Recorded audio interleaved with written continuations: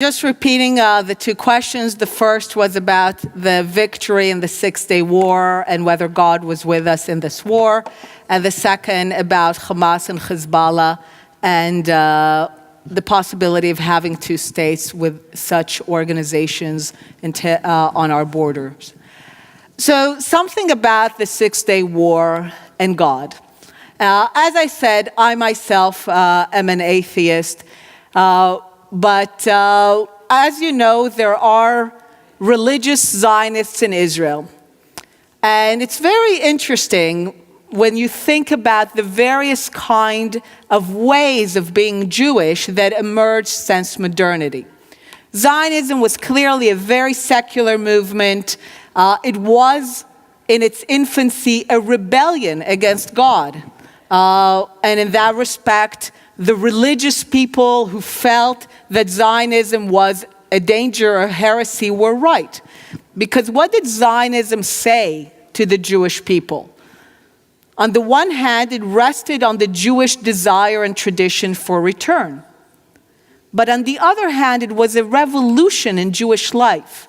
Because it went to the Jews and it said, look, don't wait passively for the Messiah to take you back to your Holy Land. Be your own Messiah. Shape your own future. Take fate into your own hands. And is there any more thoroughly modern idea than the notion of being your own Messiah? Being the vehicle of your own redemption. Now, this is one of the reasons that I find Zionism such an inspirational idea and why I think Zionism is not just about the Jews and for the Jews.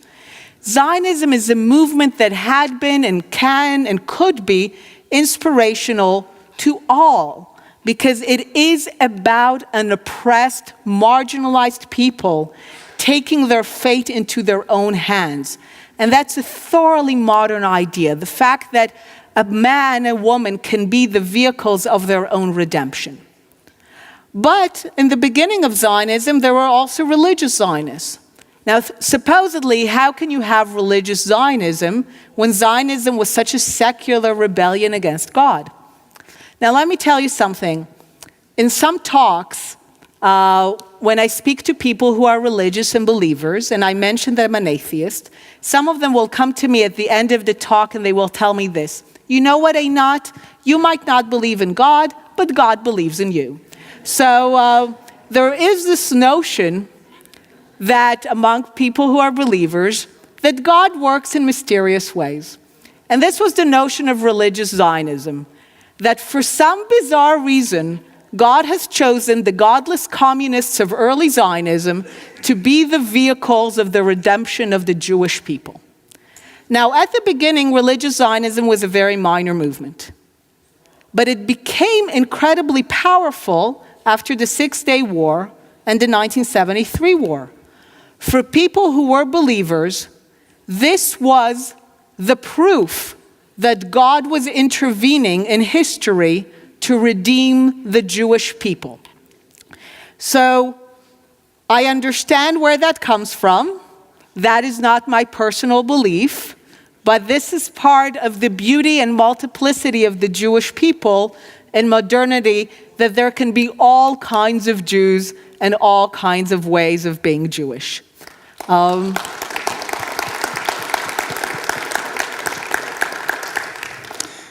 your second question, I will just say this. I have no illusions about the security situation that Israel is facing.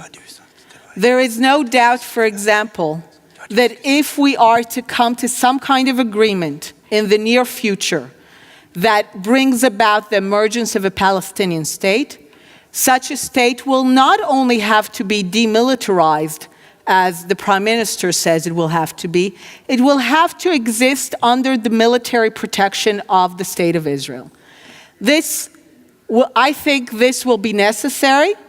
I think certainly the Jordanians will think it's necessary. They will want no one on the Jordan River but the Israeli Defense Forces. I think the Palestinians will increasingly realize that it's necessary for their own protection given everything that's happening in the Middle East. Such a state will be not under the control of the Israeli Defense Forces, that's important. It will be under the protection.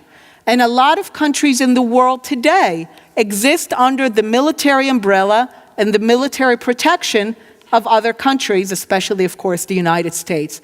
It's a possible model. It's still a model of sovereignty, but no doubt this is something that we need to acknowledge given what's happening in the region, and this is part of what I will discuss in the next session about the challenges facing us in the region. Ja, Anyone då har else? vi ett